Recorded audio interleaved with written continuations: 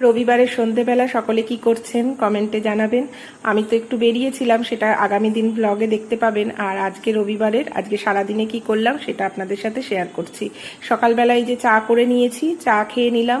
সকালে হচ্ছে লিকার চা আর এই যে সুগার ফ্রি বিস্কুট, এই দিয়েই খেলাম। তো তারপরে খেয়ে দেই, আজকে যেহেতু রবিবার অতটা তাড়াহুড়ো নেই, তাই জন্য বিছানাগুলো ঝেড়ে টেরে নিলাম। তার মধ্যে ওর বাবাও মানে বাজার থেকে চলে এসেছে, মানে ছেলের বাবা। তো বিছানাটা ঝেড়ে নিয়ে বাজার চলে এসেছে, বাজার দেখতে গেলাম। এই যে লতি নিয়ে এসেছে আর বিভিন্ন টাইপের যা লাগে মোটামুটি সবই নিয়ে এসেছে। ধনেপাতাও আনতে বলেছিলাম, আর এই যে গাটি কচু, কারণ হচ্ছে ইলিশ মাছ নিয়ে এসেছে, আমার পছন্দের মাছ, আপনারা জানেনই। তো আজকে একটু বলেছিলাম যে পুঁটি মাছ, মানে প্রথম বলেছিলাম মায়া বা মৌরলা মাছ, সেই মাছটা আনতে, তো সেই মাছটা পাইনি। তো সেই জন্য খয়রা মাছ নিয়ে এসেছে। তো খয়রা মাছটা আমার আগে ভালো লাগতো, ইদানিং এখন আর ভালো লাগে না। আপনারা কে কে পছন্দ করেন জানাবেন। আর এই যে সঙ্গে চিংড়ি মাছ নিয়ে এসেছে, যেহেতু কচুর লতি আনতে বলেছিলাম, তো লতির সঙ্গে চিংড়ি মাছ দিয়ে আমার বেশ ভালো লাগে। আর এই যে আমার সব থেকে পছন্দের মাছ হচ্ছে ইলিশ মাছ।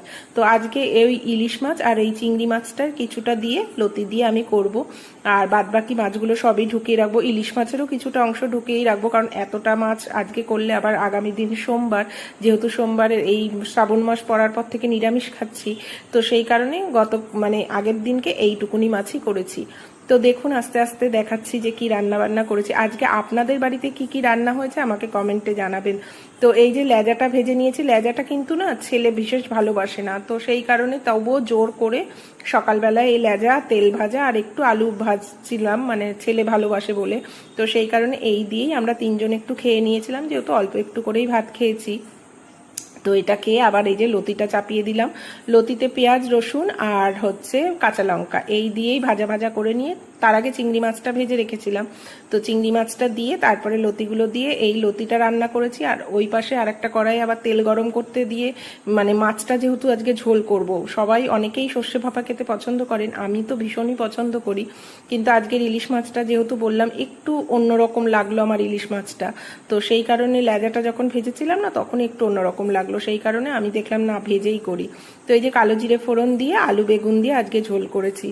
তো এই ঝোলটা খেতে খুব টেস্ট হয়েছিল, কারণ খেয়ে নিয়েছি দুপুরবেলায়, তারপরেই ভয়েস দিচ্ছি, তো সেই জন্যই বলতে পারলাম। আর এই যে দেখুন লতি নেমে গেছে, তো লতি ওর মানে রান্নাটা প্রায় কমপ্লিট, লতি হয়ে গেছে। তো তারপরে আমি হচ্ছে এই ইলিশ মাছের ঝোলটা করছি। তো ইলিশ মাছের ঝোলটা করে নিয়ে আর আমাদের মোটামুটি রান্নার আর কিছু নেই, আজকে এই রান্না করেছি। তো আজকের ব্লগটা আপনাদের কেমন লাগলো জানাবেন। আর এই যে তিনজনারই বেড়ে নিচ্ছি। ছেলে কিন্তু লতি খেতে খুব একটা পছন্দ করতো না, কিন্তু ওই যে বললাম জোর করে সব কিছু খাওয়াতে খাওয়াতে এখন পছন্দ করে। তো আপনাদের কেমন লাগলো ব্লগটা সেটা আপনারা জানাবেন।